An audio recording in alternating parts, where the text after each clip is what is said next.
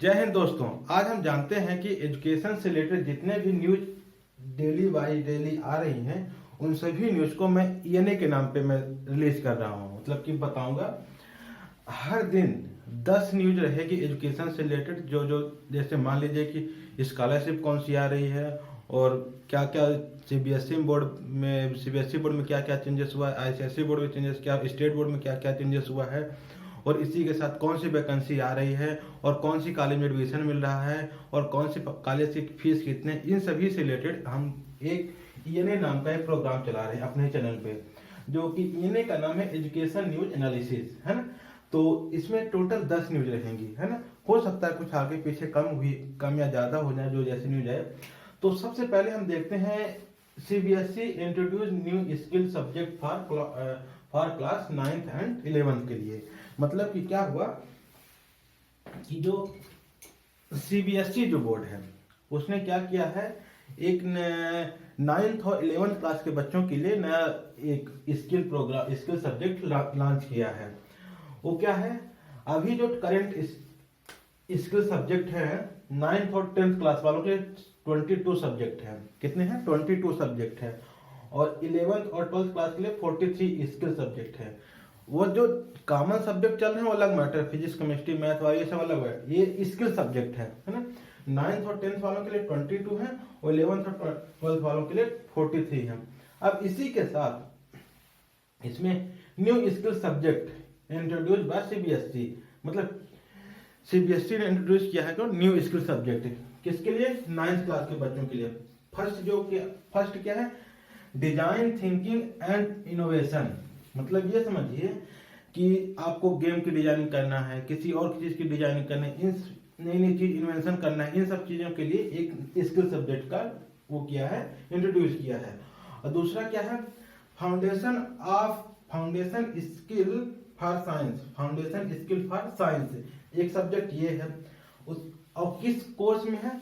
Pharmaceutical and biotechnology, मतलब कि जो मेडिसिन बनती है ना उन सब चीजों से रिलेटेड है, बायो से रिलेटेड जो कोर्सेज होते हैं। और तीसरा क्या है, इलेक्ट्रॉनिक्स एंड हार्डवेयर। ये जो सब्जेक्ट है स्किल सब्जेक्ट है, किसने लॉन्च किया है?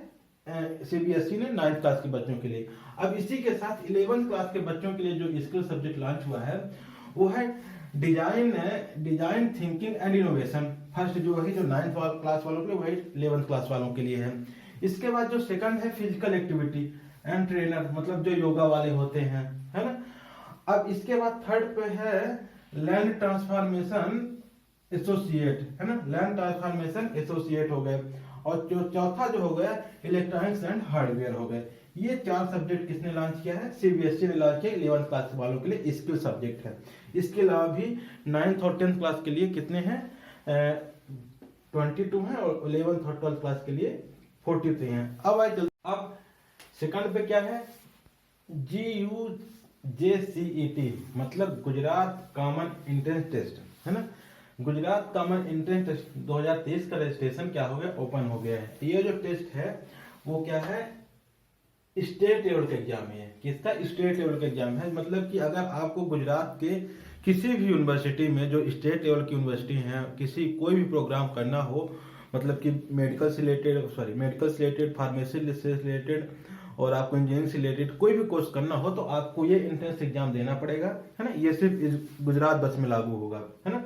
तो उसका रजिस्ट्रेशन स्टार्ट हो गया है। वो रजिस्ट्रेशन कब से कब तक है? 6/1/2023 से 20/1/2023 तक ये रजिस्ट्रेशन ओपन रहेगा, है ना।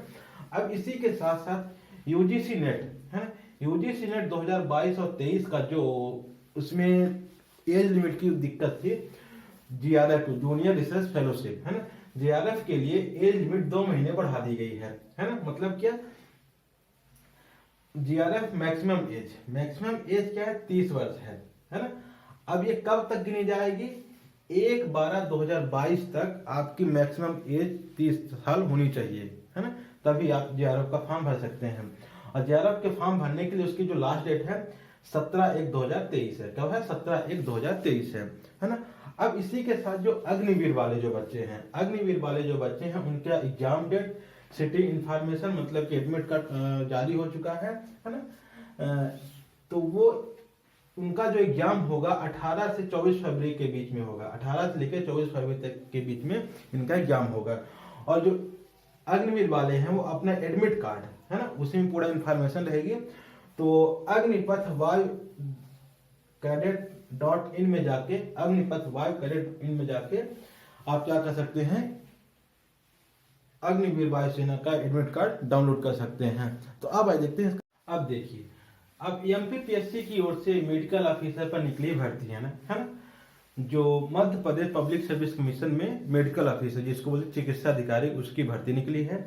उसका जो आवेदन करने का जो डेट है वो 20/1/2023 से 19/2/2023 तक, मतलब 20 जनवरी 2023 से और 19 फरवरी 2023 तक आपको ये फॉर्म भर सकते हैं। और इसमें जो एजुकेशन क्वालिफिकेशन जो मांगा है वो एमबीबीएस की डिग्री होनी चाहिए आपके पास, है ना, इसकी एमबीबीएस की डिग्री होनी चाहिए, है ना। और जो इसमें जो एज लिमिट है मिनिमम 21 साल, मैक्सिमम कितनी क्या है 40 साल इसकी एज है ना। और जो एज की जो गिनती होगी वो 1/1/2023 से होगी, क्या होगी 1/1/2023 से होगी, है ना। और पद का नाम क्या, चिकित्सा अधिकारी, है ना।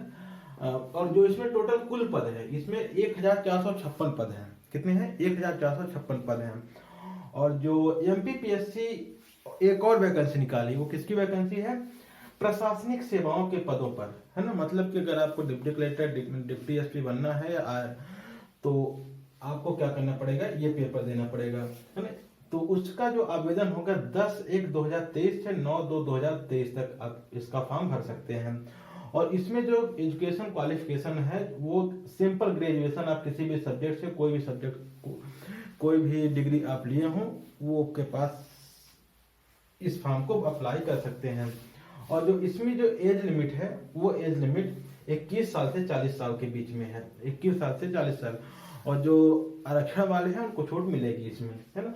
और इसमें जो कुल पद है वो 427 पदों पर ये भर्तियां होंगी, है ना। यह बात आप लोगों को समझ में आ गई होगी। अब जो मैट है ना, मैनेजमेंट एप्टीट्यूड टेस्ट, है ना, मैनेजमेंट एप्टीट्यूड टेस्ट का रजिस्ट्रेशन क्या हो गया, स्टार्ट हो गया है ना। कब, फरवरी 2023 का, है ना। अब देखिए, ये मैनेजमेंट एप्टीट्यूड टेस्ट जो है नेशनल लेवल का एंट्रेंस एग्जाम होता है। एंट्रेंस एग्जाम, कॉम्पिटिटिव एग्जाम, दोनों में अंतर है ना, ये बात ध्यान रखिएगा, है ना। एंट्रेंस एग्जाम वो एग्जाम होता है जब मतलब कि आप किसी भी कॉलेज में आप एडमिशन के लिए फॉर्म अप्लाई करते हैं, है ना, तैयार करते हैं। और कॉम्पिटिटिव एग्जाम वो होता है मतलब किसी जॉब के लिए आप अप्लाई कर रहे हैं, है ना, वो चीज होते हैं, है ना।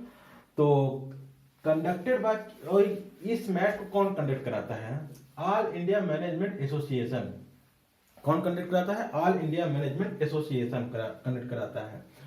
और जो इस मैट एग्जाम देने के बाद एडमिशन कहाँ कहाँ मिलेगा, एमबीए, है ना, एमबीए में एडमिशन मिलेगा और पोस्ट ग्रेजुएशन डिप्लोमा मैनेजमेंट, है ना। अब ये जो एमबीए और पोस्ट ग्रेजुएशन डिप्लोमा मैनेजमेंट जो एडमिशन मिलेगा, इसके बाद जो मैट को कौन कौन से, मतलब कि इंडिया में ही 600 से ज्यादा बिजनेस स्कूल जो हैं, कॉलेज जो हैं, वो क्या कहते हैं, ऑफर करते हैं कि भाई आप एमटेक मैट करके आइए, हम आपको एडमिशन देंगे, है ना। अब इसके बाद इसका जो एग्जाम मोड होता है, 3 टाइप के आप पेपर दे सकते हैं, है ना। पहला सीबीटी मोड में, और दूसरा पीबीटी मोड में, और तीसरा आईबीटी मोड में।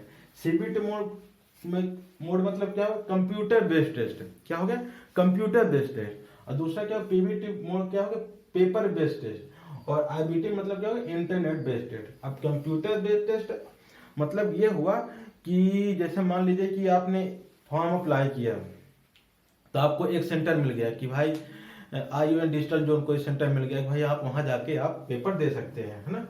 और पेपर बेस्ड, पेन पेपर वाला, है ना। आईबीटी मतलब कि आप इंडिया के बाहर है, कहीं और है, अपने घर से देना चाहते हैं, ऐसे पेपर आप दे सकते हैं ऑनलाइन के थ्रू, है ना।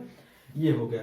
अब ये जो मैथ का जो पेपर होता है साल में 4 बार होता है, कितना, साल में 4 बार होता है ना।